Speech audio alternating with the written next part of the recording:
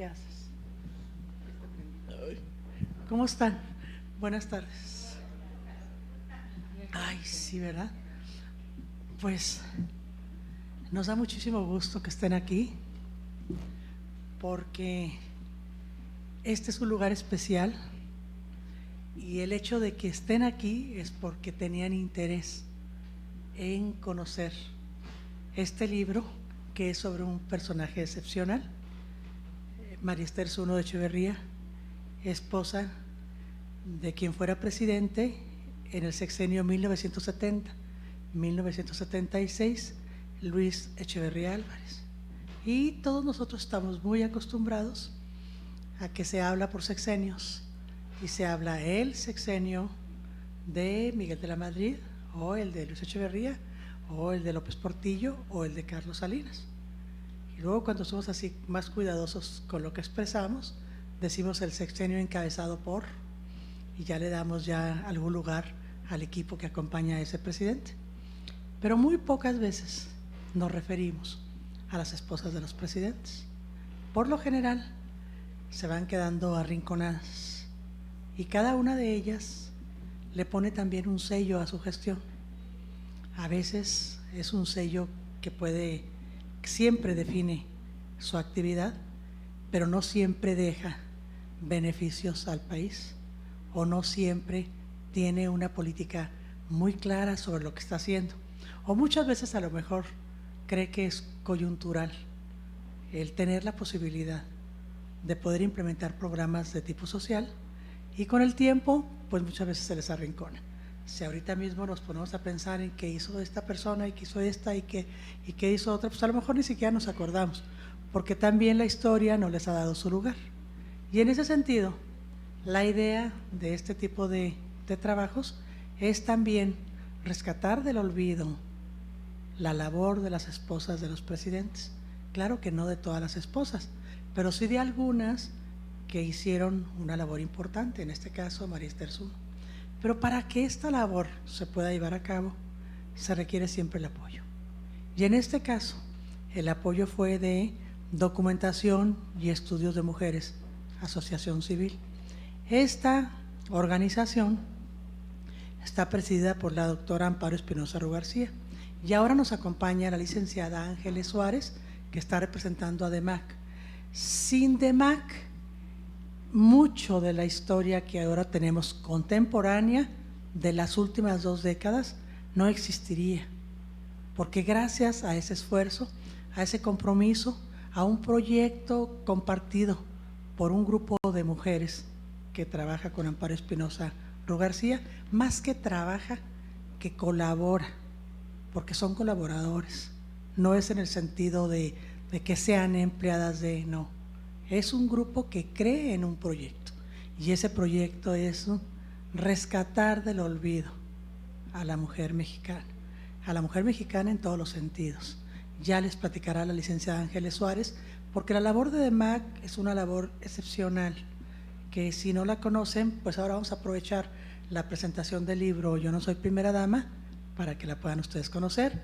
Está con nosotros la licenciada Ángeles Suárez. Muchísimas gracias por acompañarnos.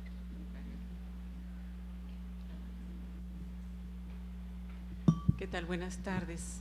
También yo les quiero dar las gracias por estar aquí, porque sí es cierto que es todo un esfuerzo llegar a estas horas, a estos rumbos, y quiere decir efectivamente que tienen mucho interés.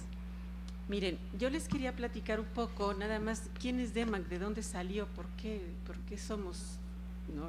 ¿Qué estamos haciendo?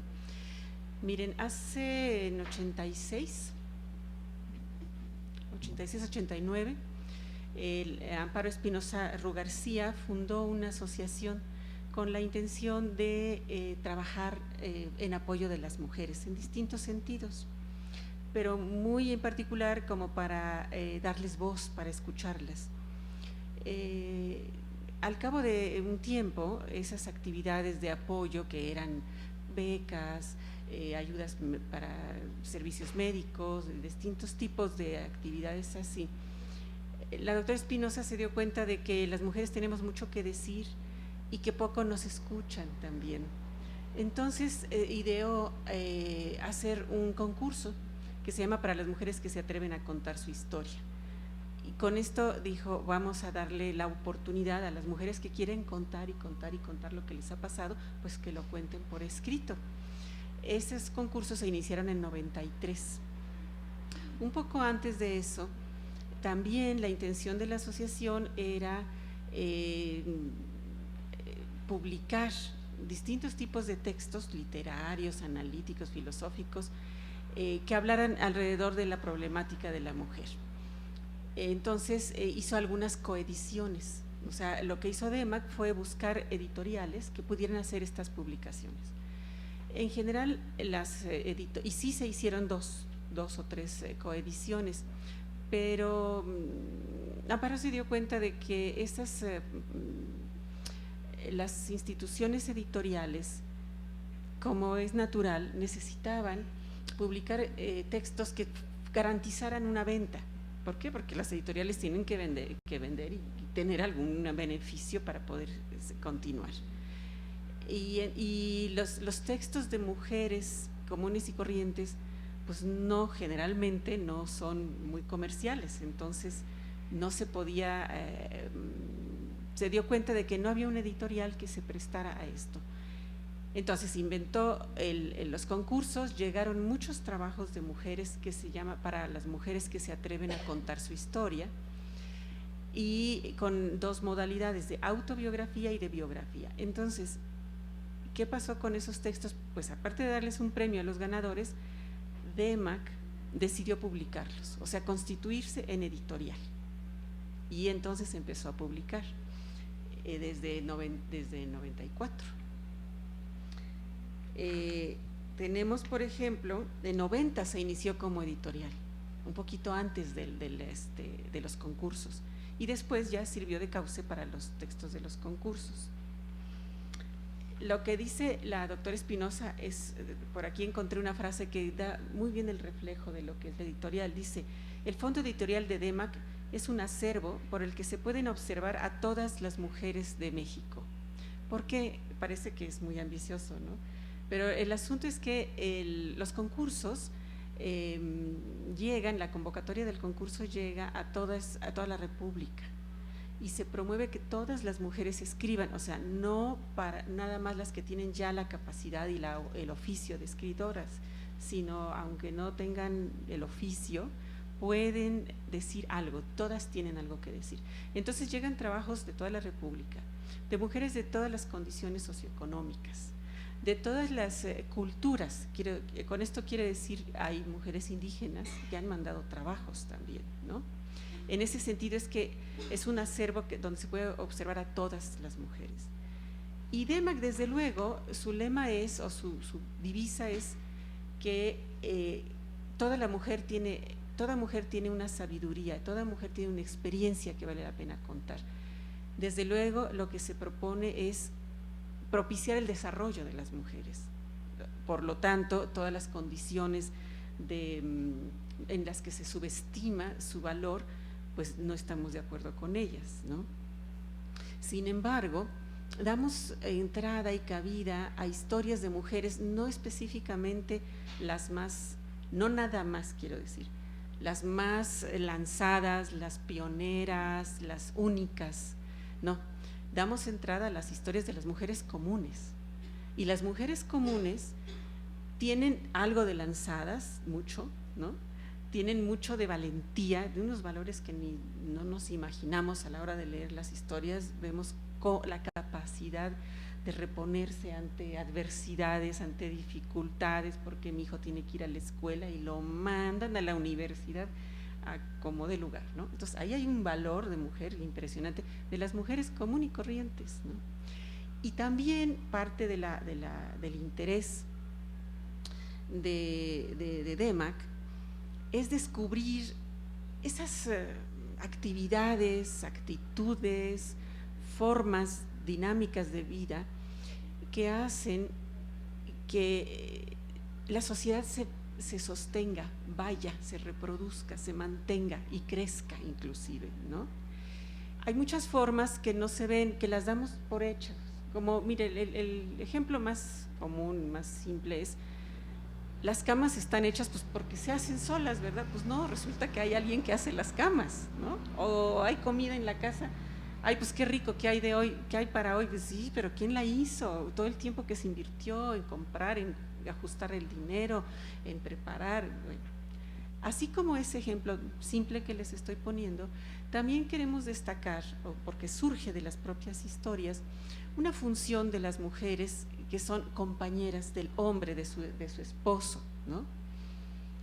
Hay muchos, ya se sabe que detrás de cada gran hombre hay una gran mujer. Sí, pero ¿cómo? ¿En qué? ¿Cuándo? ¿No? ¿Cómo es eso que la mujer es la que sostiene al Señor? Ahí es donde vienen las biografías y las autobiografías, ¿no? ¿Qué hace? ¿Qué son esas señoras que están acompañando a un hombre de poder? ¿Qué son? ¿Cómo es su vida? ¿Qué necesitan? Y además, no solamente los descubrimientos son como lo que estaba diciendo ahorita Rosa María, no es que la señora es la acompañante del Señor y ya, no, ella tiene un valor por sí misma y hace cosas por sí misma. Lo que pasa es que el esplendor y los reflectores de la prensa pues están siempre sobre el Señor, y la señora, por la cultura en la que vivimos, casi no se destaca. Es más, yo estoy segura, eso sí no me consta, pero estoy segura que hay todo un equipo de gente diciéndole a la señora: no hagas esto, no hagas lo otro, tú pórtate así, peínate asado. O sea, estoy segura que a muchas señoras no las dejan ser ellas mismas, ¿no? Entonces, bueno, hablo de todo esto porque para darles el panorama de lo que es Editorial Demac, que da cabida a historias de todo tipo de mujeres, desde las más necesitadas en términos materiales muchas veces, hasta las aparentemente más poderosas. Y en todas hay valores que no se conocen suficientemente. Eso es lo que quiere dar a conocer Demac con su editorial. Tenemos a la fecha publicadas más de 400 historias de mujeres y nos han llegado como concurso ya cerca de 4,000. O sea, no podemos publicar todas, es una lástima, porque la verdad son historias sensacionales. Pero bueno, aquí el asunto es que este es un acervo, como dice Amparo, dice: la difusión de la palabra de la mujer puede contribuir a mejorar la calidad de las relaciones entre las personas, así como al desarrollo y bienestar de las mujeres mexicanas. Tiene un sentido este editorial, tiene un propósito, y realmente como editorial también experimentamos situaciones muy, muy gratificantes. Demac, como editorial pequeña, pero de todas maneras vamos a muchas ferias del libro. Nuestras compañeras que están en los stands reciben la visita de las personas que les interesan y hacen preguntas y demás. Y ahí hay unas anécdotas muy interesantes. Llegan señores a preguntar, quieren comprar un libro, por ejemplo, para conocer mejor a las mujeres, porque, por ejemplo, un día llegó un señor que dijo: es que mi esposa me dejó y no sé por qué, y quiero conocer más a las mujeres, ¿no? Entonces, esto es una anécdota sencilla, pero que les puede dar también idea del propósito de Demac, que la sociedad mexicana conozca a sus mujeres, ¿sí? No es nada más el lugar para el desahogo, las pobrecitas que no les hacen caso, no. Es para que se manifiesten las mujeres a través de sus escritos, pero también que la sociedad conozca a toda esta diversidad de mujeres que constituimos el país, México. Y ahí es donde entra el libro de Rosa María, como otro más. Hay una línea dentro de la editorial precisamente de esposas de presidentes, o esposas de mujeres, esposas de hombres de poder en general. Es una beta a desarrollar y bueno, pues no nos da para hacer muchos libros sobre cada tema, pero poco a poco se van publicando libros de distintos temas, aparte de los concursos, porque el libro de Rosa María no es de concurso. Reconociendo su capacidad y su labor de investigación, Demac le encargó a Rosa María hacer este trabajo que hoy vamos a escuchar, y ella nos va a contar todo el proceso, ¿sí? Y también entre los libros que hemos ya publicado de mujeres de presidentes está el de Cecilia Uccelli, que también hizo Rosa María. Como resultado de este primer libro, Demac le encargó el de el de Cecilia Uccelli. Ya no digo esposa de quien todo el mundo sabe, pero lo importante es que es Cecilia Uccelli, ¿sí? Bueno, pues muchísimas gracias y espero que se acerquen a los libros de Demac porque van a encontrar mucha riqueza. Nada más un breve comercial también. Otra beta es de historias, autobiografías de mujeres en reclusión y tenemos ya una cantidad de historias de mujeres en reclusión publicadas en este editorial. Muchísimas gracias, mejor ya cedo la palabra porque si no estoy robando tiempo. Muchas gracias. Ahora vamos a escuchar a la doctora Rosa María González Victoria, quien va a comentar el libro Yo no soy primera dama, biografía de María Esther Zuno Echeverría. Sí, muchas gracias, buenas tardes. Gracias Rosa María por tu invitación.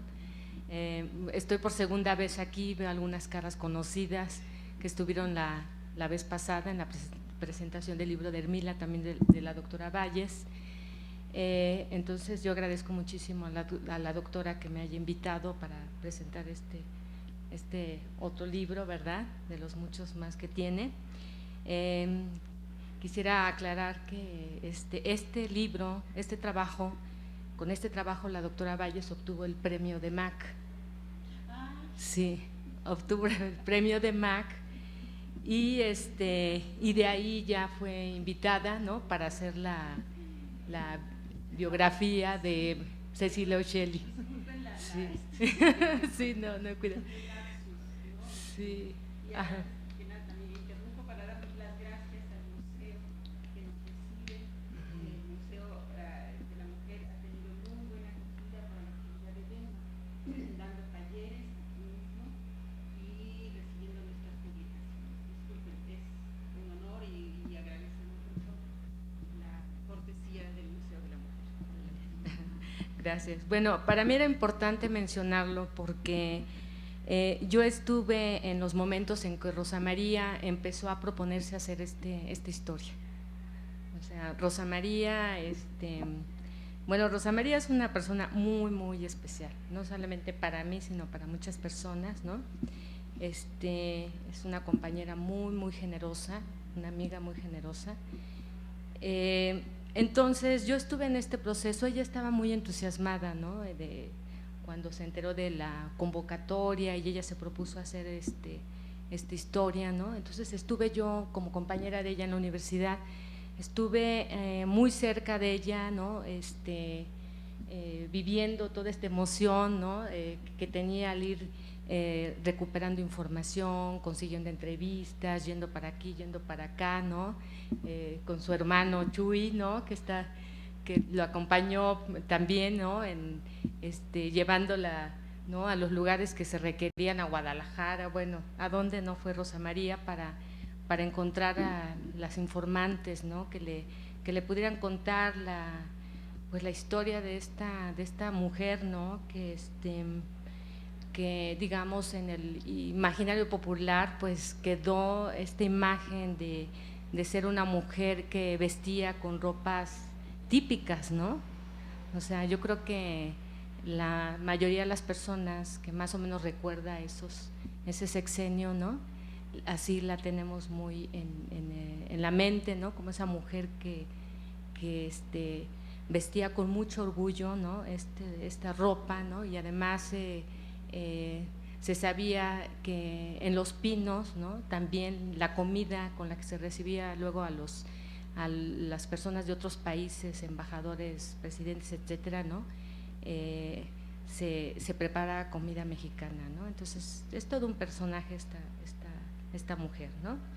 Bueno, en este trabajo, pues yo sí les invitaría a leerlo porque precisamente, como decía Ángeles, ¿no?, luego no sabemos, ¿no?, de las personas que están detrás de estos hombres de poder, ¿no?, que fortuitamente o por azares del destino, ¿no?, se encuentran en ese lugar, ¿no?, y bueno, pues no sabemos de ellas más que pues tienen quizás, ¿no?, la fortuna de ser la esposa de un presidente o de un gobernador, etcétera, ¿no? Aquí en este libro, ¿no?, Rosa María, bueno, desde el inicio, desde la introducción nos invita a leerlo, ¿no? Cuando, bueno, a mí me llamó la atención cuando cuenta una anécdota, ¿no?, que me pareció así muy, muy significativo de ver cómo cambia, ¿no?, la situación de estas mujeres cuando ya los esposos pues van a dejar de estar en el poder, ¿no? Y en este Rosa María cuenta, ¿no?, en la introducción, qué le ocurre a esta María Esther cuando unos meses antes de que Luis Echeverría dejara de ser presidente, ¿no?, ella intentó entrar a Los Pinos para recoger unos documentos e intenta entrar por una, dice ella, por la puerta número 4, cuando regularmente lo hacía por la 1, ¿no?, y le impiden, ¿no?, le impiden entrar, ¿no?, porque pues ya daban por hecho que ya no iban a estar ahí ellos, ¿no? Ya el presidente ya había salido y ya, ella ya no podía entrar. Incluso ella consigue, ¿no?, en toda esta indagación que hace, ella logra conseguir la fotografía porque María Esther Zuno pide que le tomen una fotografía, ¿no?, de cómo, ¿no?, con un grupo de amigas y colaboradoras les impiden el paso ahí en Los Pinos, ¿no? Y aquí en el libro, ¿no?, viene la fotografía que ella pidió que se la tomara, ¿no?, en donde le impiden entrar a Los Pinos, ¿no? Entonces, pues ya con esto, ¿no?, o sea, nos va invitando Rosa María a ir leyendo, ¿no?, lo que hay en la historia de esta mujer, pero no solamente como primera dama, que como lo dice Rosa María, ella no quería que se le llamara primera dama, sino viene desde su niñez, ¿no? Ella, como ustedes sabrán, proviene de una familia muy reconocida, ¿no?, de allá de Guadalajara, de Jalisco, ¿no? Entonces ella pues crece al lado, ¿no?, tiene un padre, ¿no?, don José Guadalupe Zuno, ¿no?, que es una persona muy, muy importante, un intelectual, un político muy importante en Guadalajara, ¿no?, que pues va a tener una presencia muy, muy importante en María Esther Zuno, ¿no? Incluso aquí Rosa María nos va relatando, ¿no?, en algunos momentos cómo el padre de ella juega un papel muy importante en la personalidad que ella va a tener, ¿no?, en los gustos que ella tiene, ¿no? No habla de su madre, pero digamos como de quien más se enorgullece o de quien más habla es de su padre, ¿sí? En esta investigación, en este libro, Rosa María nos va contando, o sea, se centra precisamente en ella, ¿no?, como una manera de mostrar que no solamente María Esther Zuno es María Esther Zuno por su esposo Luis Echeverría, ¿no?, sino es María Esther Zuno por ella misma, ¿no? Si bien siguió siguió la política instrumentada por el presidente, ¿no?, por el presidente Echeverría, ella también introduce algunas ideas de ella, ¿no?, y esto lo cuenta aquí Rosa María, como es el programa de parteras, ¿no? Ese es un programa muy, muy importante, ¿no?, y que muestra la sensibilidad social de esta mujer, ¿no?, de esta mujer que está al lado de este otro hombre, ¿no?, que también hizo cosas importantes, pero que desafortunadamente, ¿no?, lo va a seguir toda una historia tremenda, ¿no?, que la mayoría de nosotros sabemos, ¿no?, de qué se trata, ¿no? Pero ella está al lado de él y aquí nos cuenta Rosa María que ella lo amaba mucho, ¿no? Ella lo quería mucho a él, ¿no? Ella estaba con él todo el tiempo, en las buenas, en las malas, ¿no? Aquí también nos cuenta cuando empiezan a ser novios, cuando se casan, dónde viven, cómo, ¿no?, cómo empiezan a batallar, cómo se empiezan a abrir paso los dos, ¿no? Entonces nos lleva por esta parte humana, ¿no? Que luego no conocemos, nada más conocemos la parte política, pero no vemos a estos humanos, ¿no? Que están, al igual que muchos de nosotros, batallando día a día, ¿no? Para salir adelante, ¿no? Y finalmente, bueno, pues llegar hasta donde llega el esposo, ¿no? Y entonces pues son beneficiar a toda su familia, ¿no?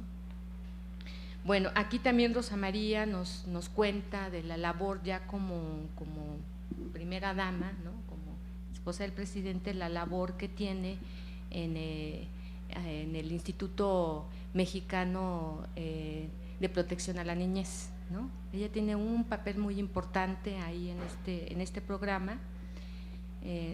Yo creo que María Esther Zuno, ¿no?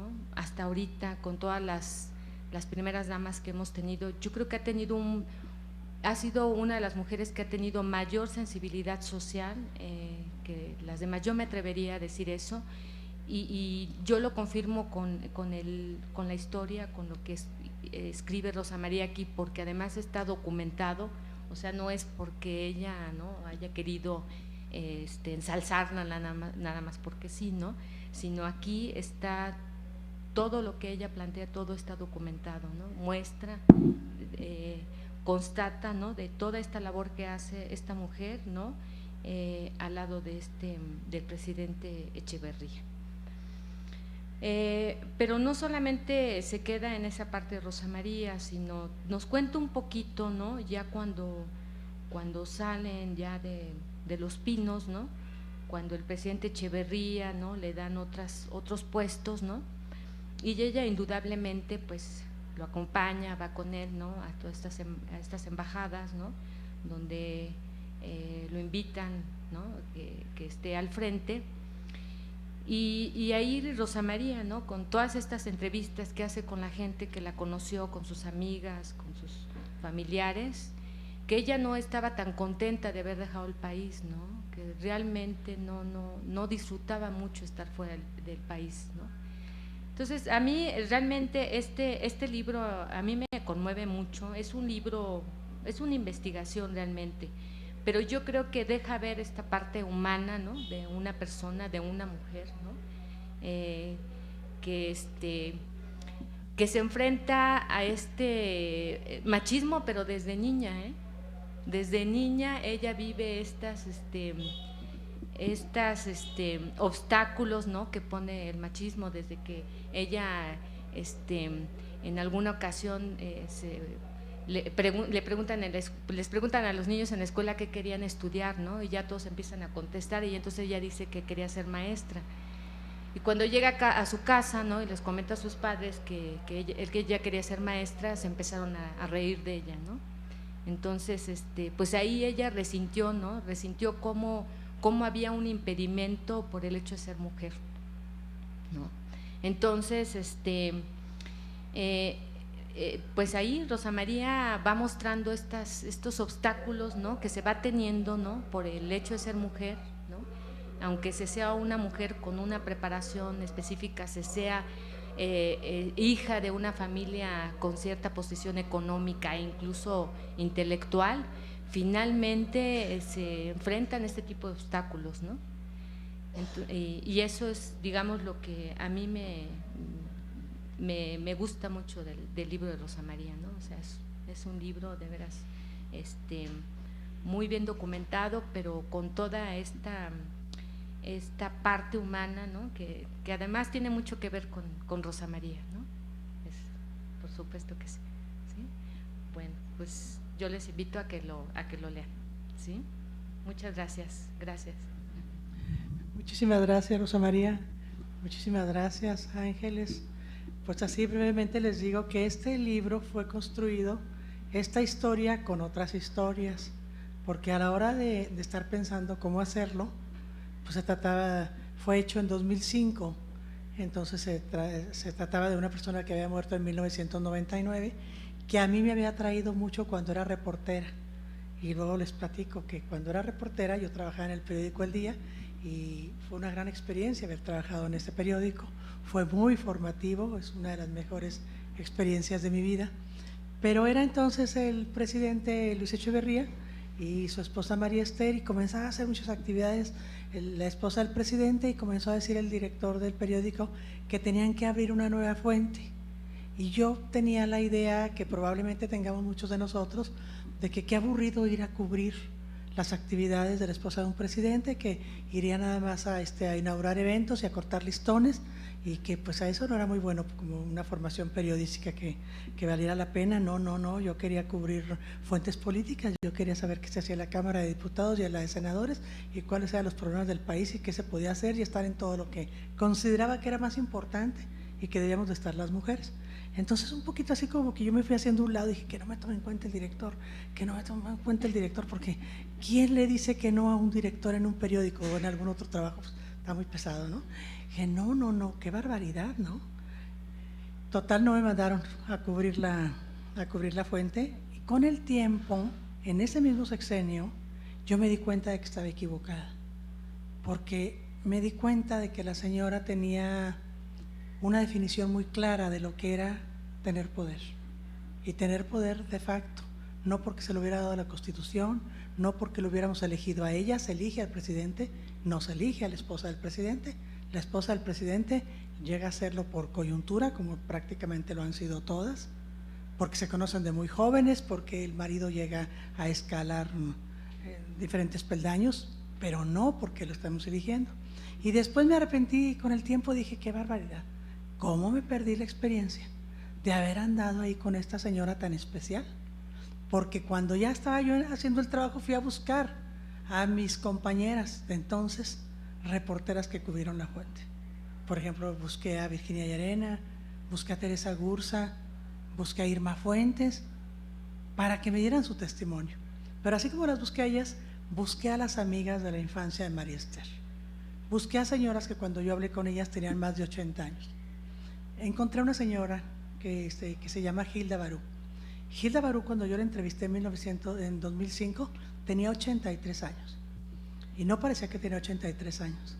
Y era la señora que se encargaba de la ropa de María Esther, que tenía que estar pendiente de lo que se ponía. Y ahí me platicó dónde conseguía las telas, dónde las compraban, qué tipo de vestidos hacía, y cómo ella se negaba y se negó siempre a traer una ropa que fuera exagerada y que pudiera ser una ofensa para todos los habitantes del país. Y le decía, no, tiene que ser algo sencillo, algo como tipo camisero. Y si nosotros recordamos un poquito la imagen de María Esther, una imagen de una señora con un vestido camisero muy pulcra, con un tacón chiquito, así es como del 4, más o menos para no cansarse, zapatilla chiquita, y detallitos, por ejemplo, que digamos el lujo de María Esther era que traía un adornito, así como en la parte del cuello, ¿sí? Un adornito que eso sí eran piedras preciosas, era un brillantito, era un rubí y era una esmeralda, chiquititas, y que significaban los colores de México.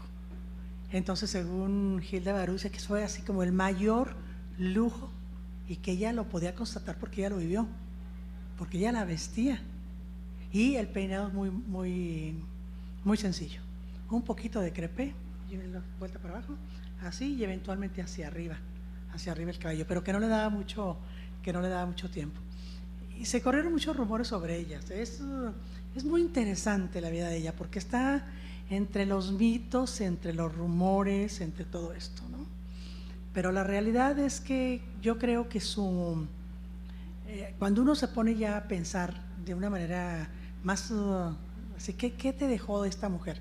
¿Qué piensas realmente de ella? Yo creo que el saldo fue muy positivo, y que fue muy positivo para México, porque ella fue autora de más de 105 programas sociales, y esos 105 programas sociales fueron dirigidos a la población más vulnerable.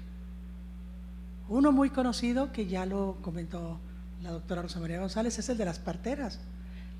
Ella decía junto al gabinete de su esposo, el presidente, que tal y como estaban organizadas las universidades y las facultades de medicina, que los muchachos que estudiaban medicina iban a hacer el servicio social por obligación, que los mandaban a X pueblo, pero que ellos nunca se quedaban en el pueblo, que iban obligados, que no sentían ese compromiso social. Y entonces ella decía, pero si todo el país tenemos parteras, ¿por qué no capacitamos a las parteras? Ellas son de ahí, son lideresas naturales, se desenvuelven en la comunidad, no quieren salir de la comunidad, lo que les falta es conocimiento. Y ella hábilmente, en una ocasión que también se platica aquí, con todo el gabinete y los secretarios de Estado, les comienza a preguntar de uno por uno, oiga, ¿y usted dónde nació? Y entonces alguno dijo, no, pues en un hospital, en no sé qué. Y entonces siguió otro, pues yo llegué por una partera y todavía no planteaba el problema de las parteras. Era la señora Chepina, que esto, que aquello, que quién sabe cuándo. Y comenzaron a decir así varios, y en ese momento ya pudo hacer conciencia al más alto nivel de que aquella gente había llegado al mundo. Uno, porque eran de pueblo, otro, porque había partera en su pueblo, y otro, porque había una movilidad social que los había hecho llegar a donde estaban. ¿Podían acaso negar su origen y cómo habían llegado? Y entonces cuando se aprueba el programa de parteras empíricas, que es uno de los más importantes. Yo pude entrevistar a parteras de México, y entonces me enseñaron su maletín que les daba María Esther Soto. Es un maletincito chiquito con lo básico. Y una anécdota que es muy, muy estimulante. Este libro para mí ha sido muy estimulante por la generosidad de muchas personas, por lo que les ha significado a muchas personas. Y recordé ahorita esa anécdota porque Ángeles decía lo que luego ocurre con todo esto, ¿no? Cuando se lleva a estas ferias, cuando alguna gente dice yo quiero tal por saber esto. En una de esas ferias que hizo DEMAC en el Zócalo, llegó un señor y comenzó a hojear el libro, y entonces vio una fotografía que está por aquí, donde María Esther está retratada con parteras, y el señor se queda asombrado. Él comenzó a hojear el libro porque le llamó la atención que fuera sobre María Esther Zuno. O sea, un poco como ya tenía él una relación con el nombre, y que ve la fotografía, y en la fotografía estaba la mamá de ese señor. Dice, es que aquí está mi mamá. Dice, es que ella fue de ese grupo que recibió capacitación, y le dijo a la compañera de dama que estaba vendiendo los libros, no traigo el dinero, pero yo lo voy a venir a comprar, apártemelo, se lo voy a regalar a mi mamá. Dice, es el mejor regalo para ella. Imagínense lo que significa cuando uno lo ve a ese nivel, cuando uno se entera en las pláticas con las parteras, que por ejemplo una partera dijo, es que si yo hubiera recibido capacitación, dice, yo hubiera podido auxiliar a mi mamá cuando yo ya necesito suero. Yo no sabía cómo poner el suero. Es que nosotros somos de aquí. O sea, realmente cuestiones muy conmovedoras que tienen que ver con la vida cotidiana, y que finalmente un pueblo que puede avanzar en su vida cotidiana es un pueblo que podemos hablar de cierto nivel de bienestar. Un pueblo que tiene tantas fallas y que tenemos tantas carencias es porque no hay bienestar general y porque nos falta educación. Entonces, eso es de las parteras empíricas, es la alegría de los trajes típicos, las fiestas, que le venía de su familia, como ya lo comentó Rosa María González. Y junto a eso las contradicciones del papá. El papá había sido gobernador de Jalisco, el papá era un político de relevancia, el papá era un intelectual de relevancia, pero sus hijas solamente estudiaron la primaria y alguna secundaria, y nada más. ¿Por qué? Porque era un machista y porque consideraba que no debían salir de la escuela, de su casa. Y cuando ella dice que quiere ser maestra, pero ¿cómo? Si tienes que agarrar camiones, ¿cómo crees que vas a agarrar camiones para ir tú a estudiar para maestra? Ninguna de sus hijas estudió una carrera universitaria. Sin embargo, María Esther tenía la formación que da la casa, el ver, incluso el medio, las relaciones, el conocimiento de la riqueza cultural de México, el conocimiento de los bailes, de la tradición, de la música, y cuando llega ella a tener un lugar de poder, pues lo aprovecha, y los bailes eran en Palacio Nacional y eran en Los Pinos, y claro, la criticaban las esposas de los secretarios, pero se vestían de tehuanas y bailaban el jarabe tapatío, porque no querían quedar mal con la esposa del señor presidente de la República. Y se molestaban mucho porque les decía que no fueran enjolladas, pero ella lo hacía en el sentido de ubicarse en qué país vivíamos, que tampoco tenemos que pensar en que hace 35 años de esto, sino también en el país actual, que tenemos tantos desequilibrios, ¿no? Miren, es una historia que yo quiero mucho. Es una historia que al principio, cuando andaba buscando las entrevistas, son 55 testimonios. Al principio, miren, familiares de ellos me decían que no, otros que no, porque ¿qué iría a decir el presidente si sabían que decía esto y que decía aquello? No me hacen mucho caso.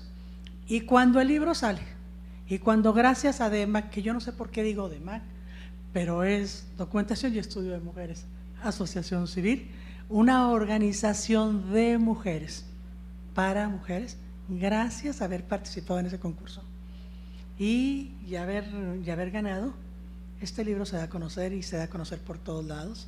Este libro se ha presentado, hoy es la presentación número 21 de este libro, y no se ha presentado más por falta de organización personal, porque ya ven a uno cómo se lo lleva uno a la cotidianidad. Todo esto relacionado con lo que también dice Ángeles Suárez, porque está uno con que haces esta cosa y esta otra y esta otra, pero imagínense, después de que ya salió, me decían, oye, pero es que tú no sabes que yo la conocí, es que fíjate que participé en quién sabe qué cosa, no, es que fui testigo de esto y de aquello. Yo creo que si hacemos la segunda edición, que yo espero que DEMAC esté muy de acuerdo en que hagamos la segunda edición, vamos a poder aumentarla, enriquecerla. Es muy conmovedor que una persona, por ejemplo, que vive en la sierra de Durango, que llega a conocer, porque se presentó allá el libro, que llega a conocer el libro, se acerque y me diga, ¿sabe qué? Nosotros tenemos un altar para María Esther Zuno Echeverría. Dice, María Esther Zuno Echeverría llevó a nuestro pueblo, metido en un lugar de allá de la sierra, dice, llevó máquinas de coser, dice, y significó el cambio para muchas mujeres que podían hacer ese trabajo y que podían vivir de ese trabajo. Le tenemos un altar, dice, y ahí va a estar el altar para siempre, dice, porque es inolvidable. Eso es fuera de serie. ¿A quién de nosotros le ponen un altar? ¿A quién? Necesita ser muy especial, ¿verdad? Muchísimas gracias y estoy a sus órdenes, lo que ustedes quieran preguntar.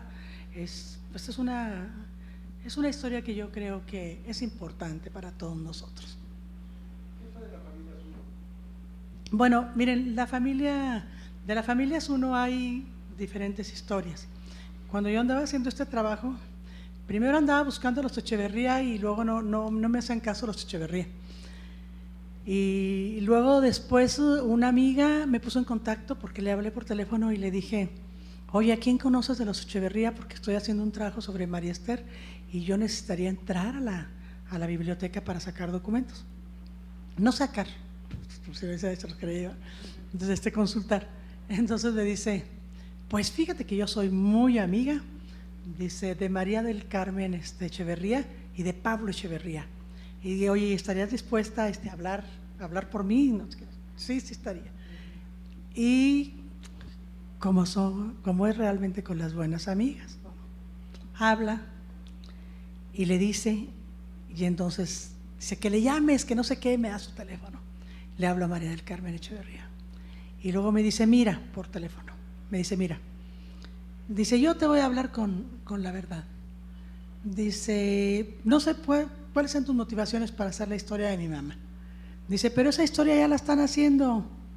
Dice, la está haciendo una historiadora de la Universidad de Morelos, que además es la profesora de inglés de mi papá, de hace muchos años. Dice, todos le estamos ayudando. Ay, y pues ¿cuánto tiempo lleva con el asunto? 5 años. Lleva 5 años. Y yo decía, ¿qué 5 años? Digo, pues qué suerte, ¿verdad? Le están ayudando mucho, ya lleva mucho tiempo ahí, ¿verdad?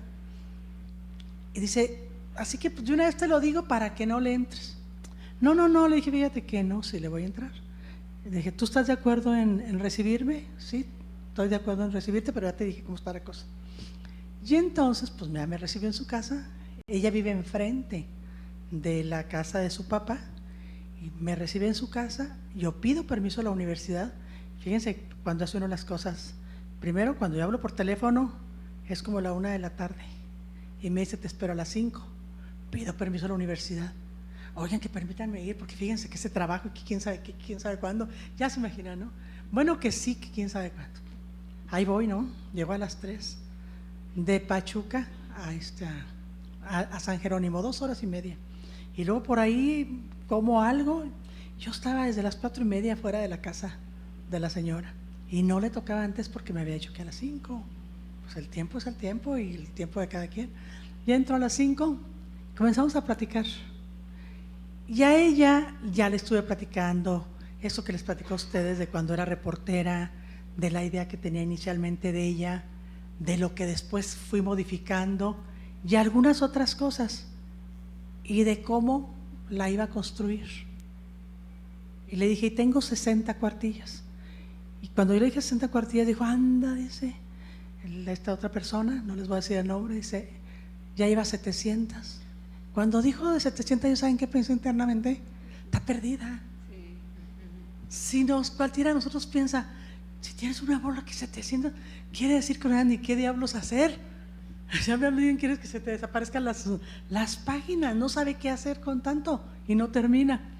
Pero yo seguí platicando con ella y luego comenzamos a platicar. Y resulta que éramos de la misma facultad de Ciencias Políticas y Sociales de la UNAM. No me digas, sí, oye, ¿tú qué estudiaste? Sociología. ¿Y tú qué? Pues que ciencia política.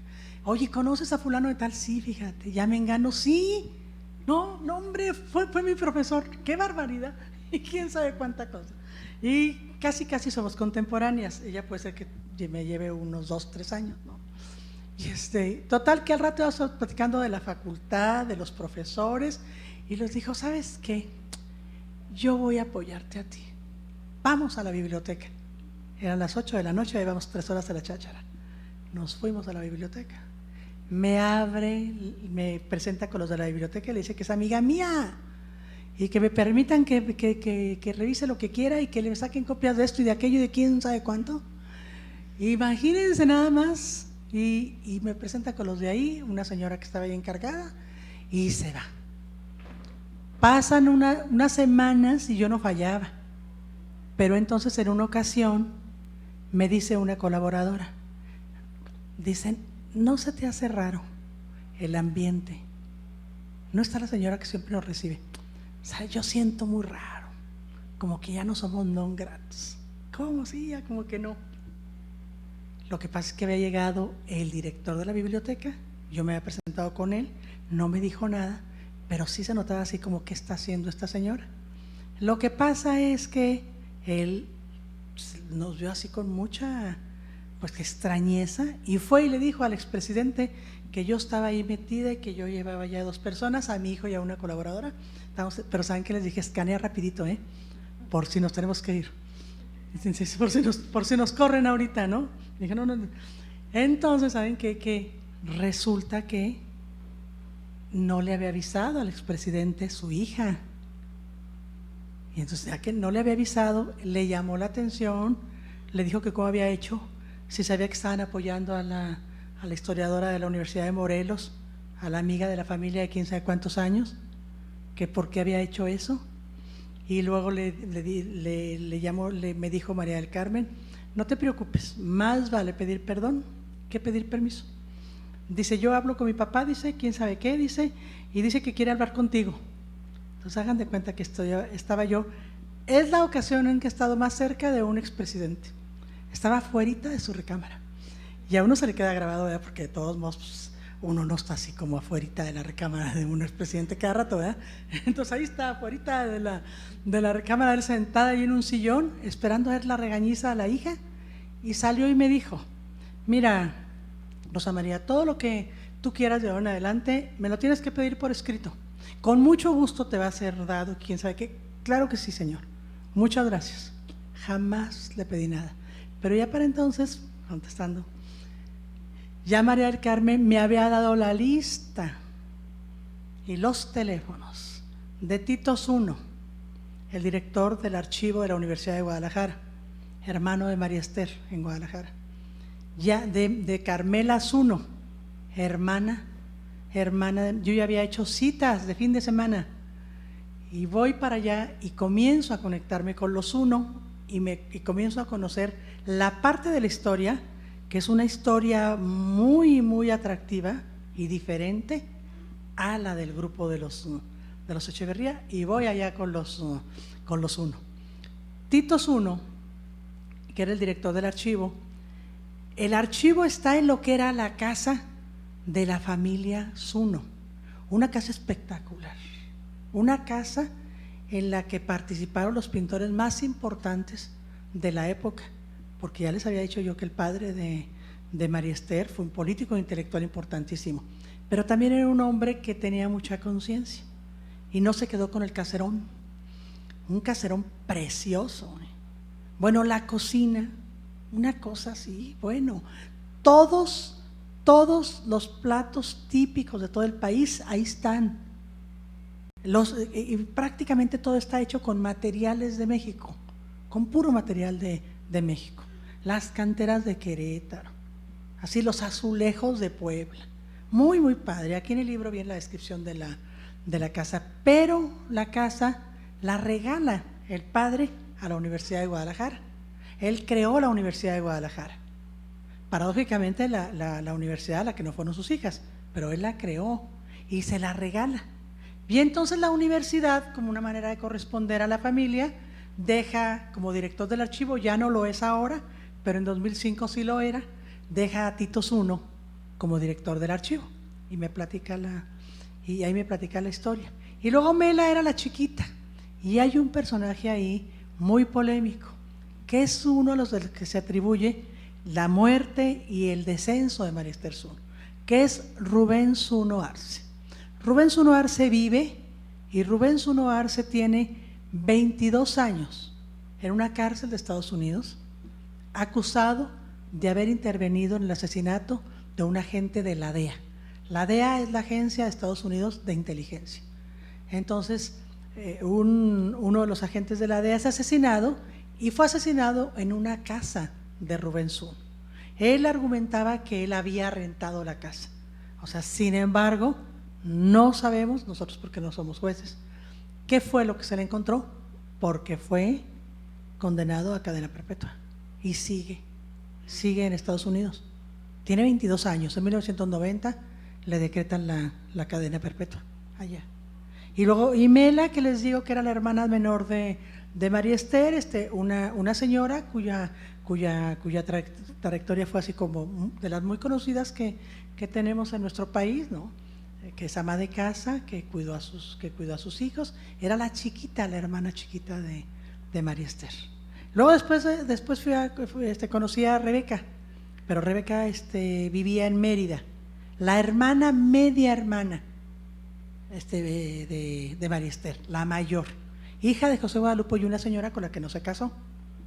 Entonces ella siempre ayudó mucho a su hermana, a María Esther.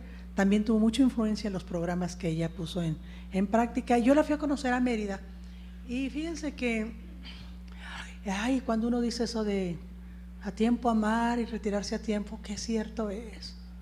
Fíjense nada más, la señora acaba de cumplir, y estaba por cumplir los 90. Aquí viene un poquito de la historia. Acaba de cumplir los 90 años. Y medio lúcida para los casi 90, ¿verdad? Porque tocaba el piano. Y quién sabe si les suene a ustedes por las diferentes edades. A mí en ese momento no me sonó una canción que se llama Las Blancas Margaritas, y luego una muy conocida, esa la cantaba mucho una tía de mi mamá. Cantaba una que decía: el hastío es pavo real, que se aburre de luz por la tarde. Esa que imagínense, de una tía de mi mamá. También la cantaba la hermana de María Esther. Y a mí se me hacía extraordinario, pero ya no recordaba cosas, ya no me podía platicar de su hermana. O sea, ya no era su tiempo. Unos meses después de que yo la entrevisté, la señora murió. Fue la más grande que entrevisté, 90. Las amigas, 83.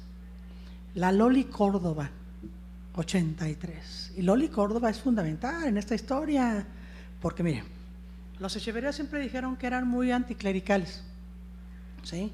Y mantuvieron siempre una relación de: aquí nosotros no tenemos nada que ver con el clero. Sin embargo, Loli Córdoba fue la comadre de María Esther que le bautiza a su primer hijo, Luis Vicente. Y ya después, cuando se ponen a pensar los dos, la pareja: oye, pero si nosotros decimos que somos anticlericales, como que los estamos bautizando. Pero ahí el detalle, que son hallazgos en las vidas de personajes, son personajes públicos. Porque Loli me platicó, yo le dije: oye, ¿cuándo bautizamos a mi hijo? Pues tú dices. Pues nos organizamos y lo bautizaron como se bautizan en México a los niños, y no se piensa en el aspecto político de lo que va a pasar después. Entonces el hijo mayor de los Echeverría, Luis Vicente Echeverría I, es un niño que sí fue bautizado, y todos los demás no. Sí. Pero les digo, eso es una historia atractiva. Cada testimonio tiene un porqué. Hubo cosas que me dijeron, te las platico, pero no son para publicarse. ¿Qué hacen ustedes? Yo les platico a mis compañeros y compañeras cuando andamos haciendo un trabajo, una investigación. ¿Qué haces cuando alguien te platica una cosa y te dice: yo te platico esto, pero no es para que lo publiques, te lo estoy platicando en confianza y no es la primera vez que me pasa? ¿Por qué? Porque puede pasar esto y puede pasar aquí, quién sabe cuánto. Así me pasó, sobre todo con los últimos días de María Esther. Una de las primas me platicó varias cosas que a ella le parecían muy, muy terribles y muy desgarradoras, y que decía: no, pero este señor, quién sabe qué. Pero no es para que lo publiques, eso no se publica. Sí. Pregunta lo que ustedes quieran, estoy a sus órdenes.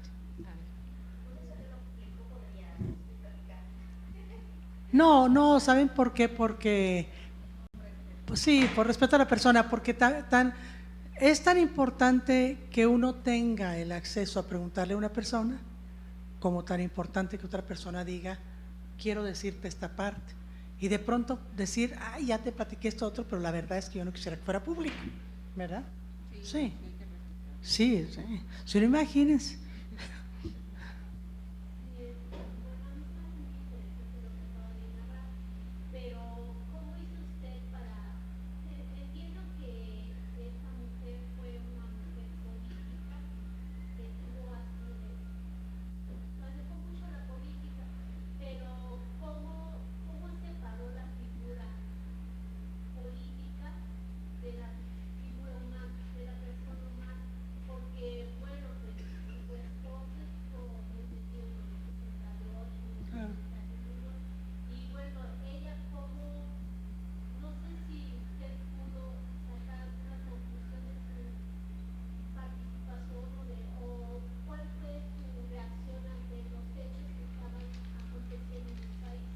Sí, yo creo que cada ser humano, cada persona, y en este caso un personaje como ella, se desarrollan en un contexto.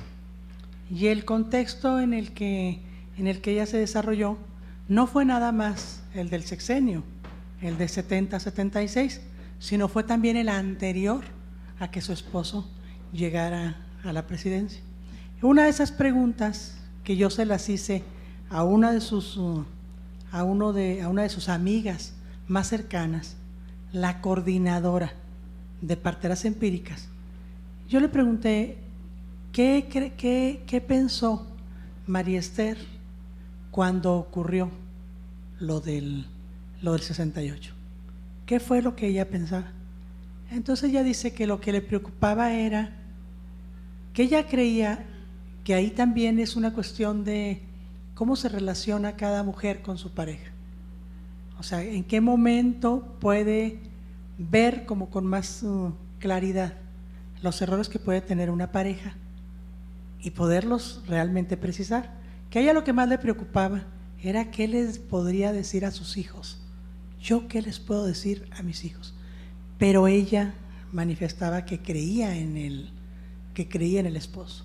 Y fíjense que esto, por ejemplo, que comentan, a mí me recuerda un libro que se acaba de escribir, que se llama, es una compilación, que lo hace una historiadora muy conocida, que es la primera que habla de las esposas de presidentes, es Sara Sefcovic, porque en DEMAC hay también ya trabajo sobre esposas de presidentes, pero de Sara Sefcovic, que dice Sara Sefcovic, que la relación que se establece a veces entre un hombre y una mujer es tan intensa que le impide realmente ubicar y reconocer los errores que puede tener una pareja. Y dice Sara Sefcovic de una manera muy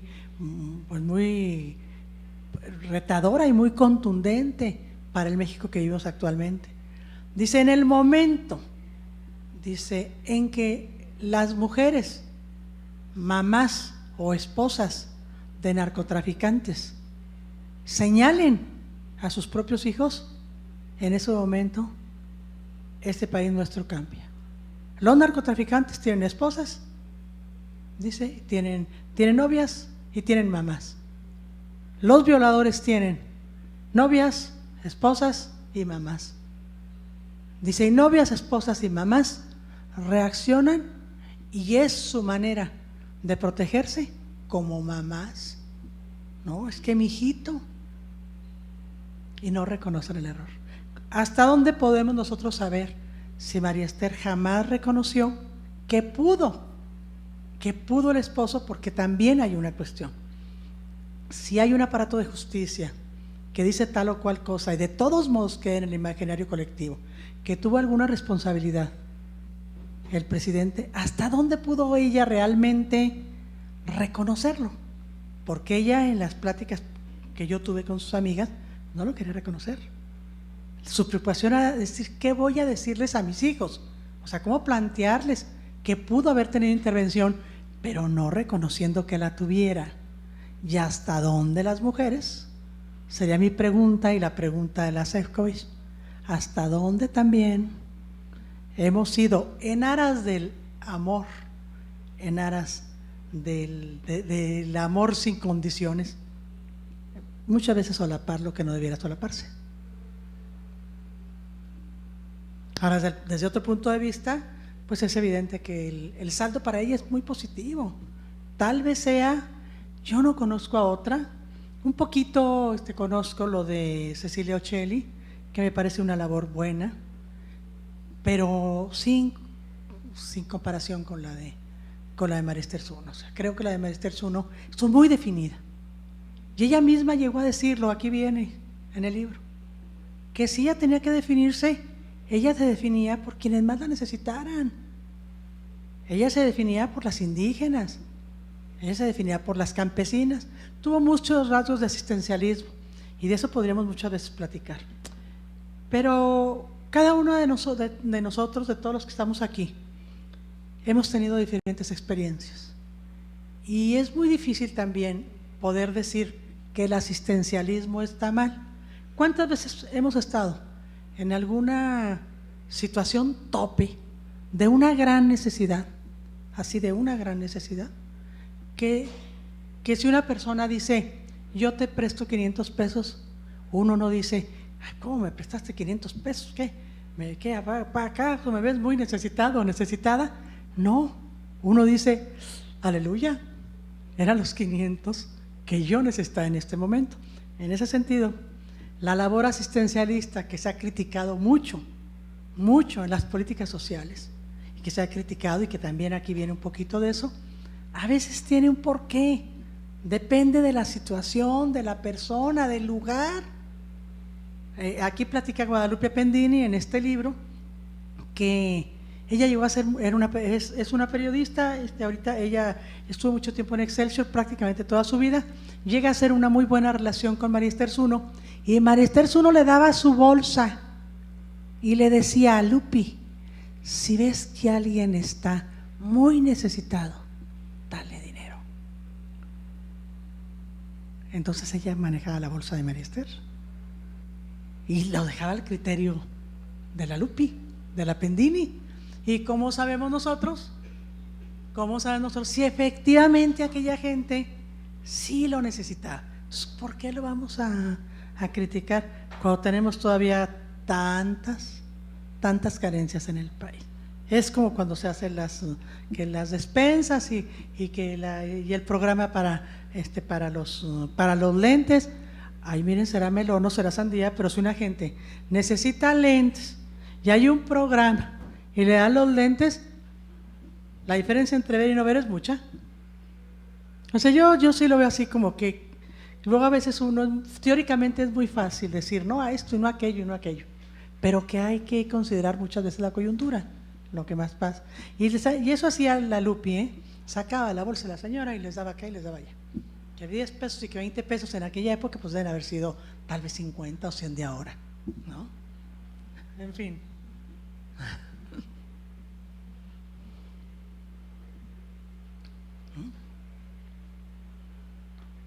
¿Alguna pregunta?